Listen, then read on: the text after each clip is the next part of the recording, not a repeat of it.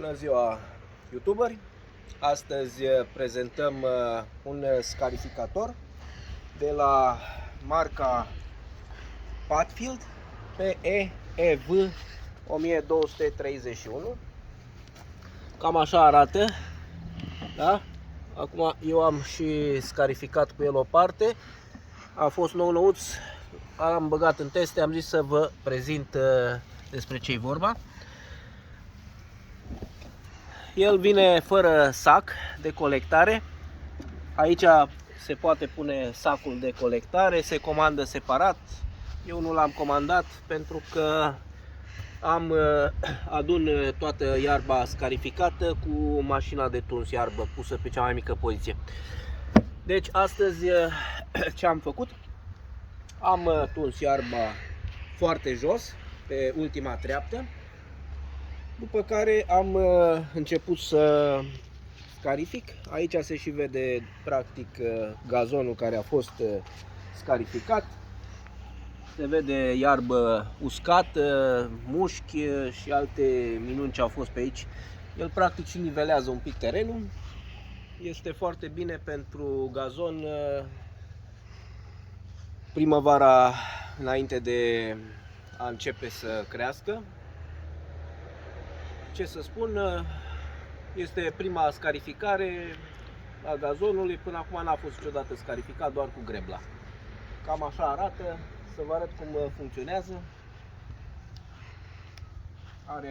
Este electric, nu este un model extraordinar, dar din punct de vedere al calității preț-performanță, eu zic că este foarte bun. Practic am dat undeva la 379 de lei pe el.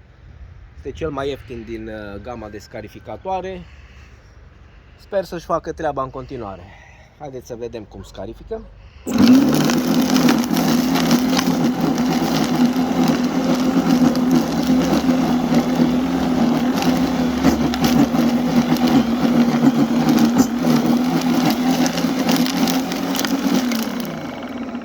Cam asta face. Se vede ce a făcut. Sper să iasă un gazon frumos. Vom vedea. După care, practic, luăm mașina de tuns iarbă. Da? În cazul meu, ea este în continuare pusă pe cea mai mică poziție, pentru ca să pot să adun iarba.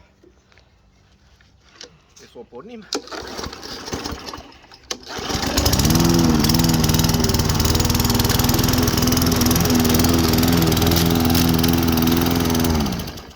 Și cam așa arată gazonul după tundere și scarificare.